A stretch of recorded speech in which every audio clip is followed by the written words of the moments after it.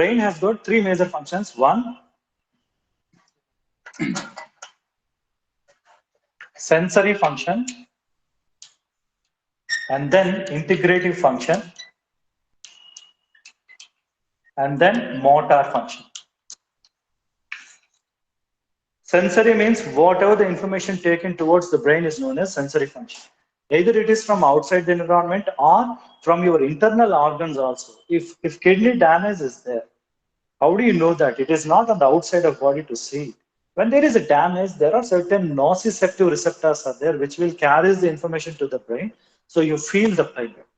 So the sensation is either coming from internal organs or from the outside environment.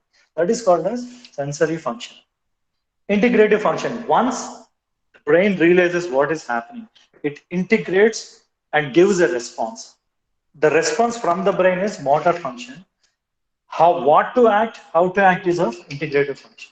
So you have sensory neurons, motor neurons, and interneurons are there. Interneurons are the one which are connecting to these neurons. So briefly, when someone asks about brain function, you can motor function. Now, leaving this, brain is very important reason. And the brain has to be protected from all the external concussions or injuries. Now, to protect it, it has got a layer and certain amount of bones are there. The layer is known as meninges. Meninges is a layer which is protecting the brain. It is made up of three layers.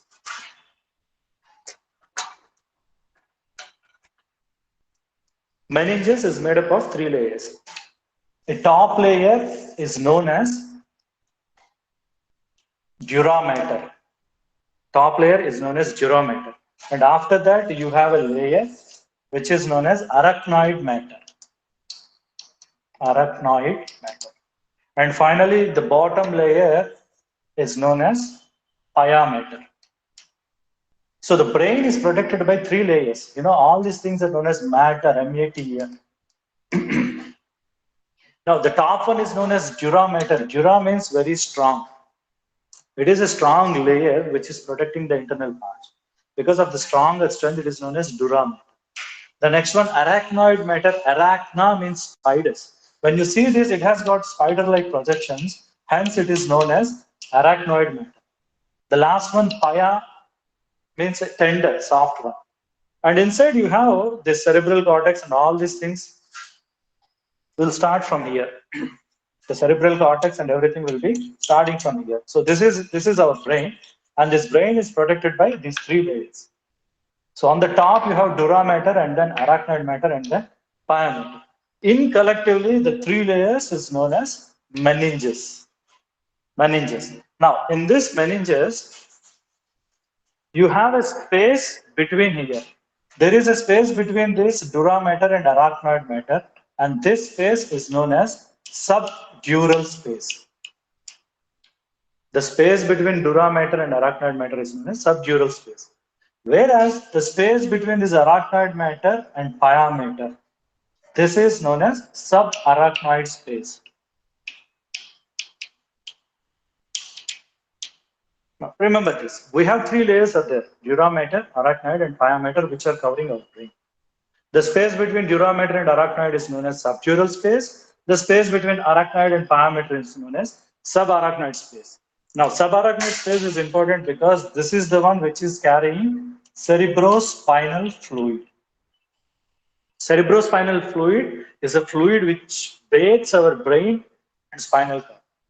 Our spinal cord is surrounded, brain is surrounded with a fluid called as cerebrospinal fluid.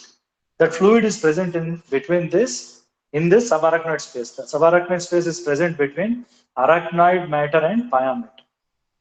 So this is the importance of these layers. The top layer is the tough one which is protecting, and then you have arachnoid matter, and then pia mater is there.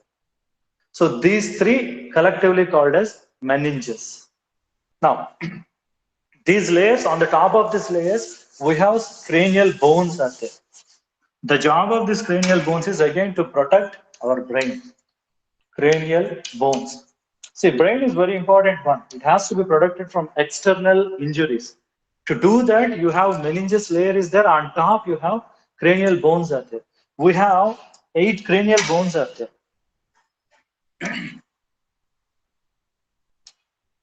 8 cranial bones are there. Sphenoid, ethmoid, frontal, occipital, temporal, and parietal. All these are bones. Sphenoid, one bone is there, ethmoid, one bone, frontal, one bone, occipital, one, whereas temporal, 2 bones, and parietal, 2 bones are there. Parietal, on this top, 2 bones are there, temporal, these 2 bones, frontal, occipital. See, sphenoid, ethmoid is around our eye, sphenoid is after this temporal bone. But all of them in combination, they are protecting our brain. You can see, because this brain is such an important thing, it is covered by meninges layer, and the meninges on the top, you have these cranial bones are there. Both of them are important. What is meninges made up of? How many bones are there? 8 bones are there. What are they? Sphenoid, ethmoid, frontal, occipital, temporal, and parietal. Temporal and parietal, you have 2 to 4 bones are there. 5, 6, 7, 8. So 8 bones are there. The layers, 3 layers are there, which are known as meninges. The top, strong, tough one is known as dura mater. After that, you have arachnoid matter, and then pia mater is there. The space between dura mater and arachnoid matter is known as subdural space, whereas the space between arachnoid and pia mater is known as subarachnoid space. The importance of subarachnoid space is cerebrospinal fluid will be present in this subarachnoid space. Cerebrospinal fluid will be protecting our brain and spinal cord. So this is about cranial bones and this meninges. One more thing, you might have heard about something called as epidural space. Epidural. You know, when pregnant women admitted to hospitals, when there is a need to do cesarean procedure, they will be given epidural anesthesia. Epidural, see, we have seen subdural, subarachnoid, but what is this epidural is? See, this meninges is protecting brain as well as spinal cord too. Now, in the spinal cord also, the inner one is pia mater, and after that, you have arachnoid matter is there, and then you have dura mater is there. But in the spinal cord, the spinal bones will be present here. So there is a space between the spinal bone and this dura mater. In the brain, this dura mater is completely attached with this bone, cranial bones. There is no gap, no space is there. In case of spinal cord, there is a little space between here, this space, between the spinal bones and this dura mater. That space is known as epidural space. So when general anesthetic is given to this space, it is known as epidural injection. This epidural space is not present in brain or cranium. It is present only in spinal cord. Spinal injection is directly given to cerebrospinal fluid. So this is about epidural space. Now let us see the details of this cerebrospinal fluid. What is the significance of that? Why it is there? As I told you, the major use of cerebrospinal fluid is to protect from physical injuries to the brain. You can see the importance of brain. It is being protected with 3 layers of meninges. Cranial bones are there. Again, it is surrounded with a fluid called as cerebrospinal fluid to avoid concussion injuries or physical injuries. Now, cerebrospinal fluids, they are derived from ventricles. See, ventricles, this is not a heart ventricle. In the brain, you have little chambers are there. They are known as ventricle. In Latin, ventricle means little chambers. Inside the brain, you have 4 ventricles are there. 2 lateral ventricles are there, known as first and second ventricle, and then third and fourth ventricles are there. Imagine if this is our brain. Inside you have these 2 ventricles, third and fourth ventricle will be like this. So from these ventricles, cerebrospinal fluid is made. How it is made? Inside these ventricles, you have blood vessels are there. All these blood vessels, from the blood vessel, blood and plasma will be there. Now, inside that, you have a certain special type of cells are there. They are known as ependymal cells. Ependymal cells are a special type of glial cells or nerve cells. I will explain all the nerve cells, but for this CSF, let us know about this. Ependymal cells are there. So the appearance will be like this. Imagine this one is a ventricle. Now ventricle has got all this blood is there. The blood vessel network is known as choroid plexus. See, in CNS, you have a lot of technical words are there. Plexus means network, choroid means membrane-like.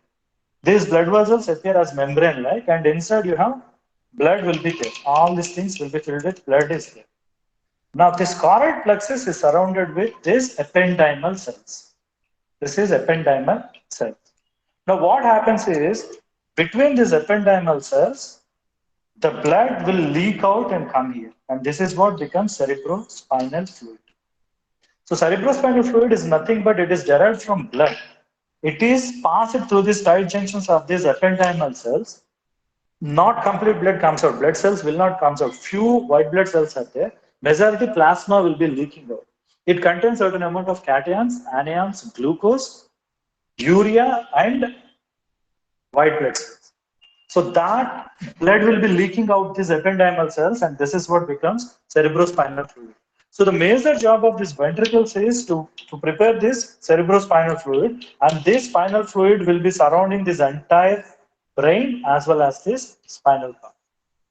So our spinal cord and brain will be surrounded with the cerebrospinal fluid, which is surrounded with meninges, that is surrounded with cranial bones. This is how the anatomical organization is there. I'll repeat this. The ventricles, with the help of ependymal cells, will create this cerebrospinal fluid. That cerebrospinal fluid will surround the entire brain and spinal cord. So our brain and spinal cord is surrounded with cerebrospinal fluid. After that, you have meninges is there, and then you have cranial and spinal bones in there. So this is what is there with cerebrospinal fluid. Now let us see about, we have seen anatomy and physiology of the brain, and then let us see about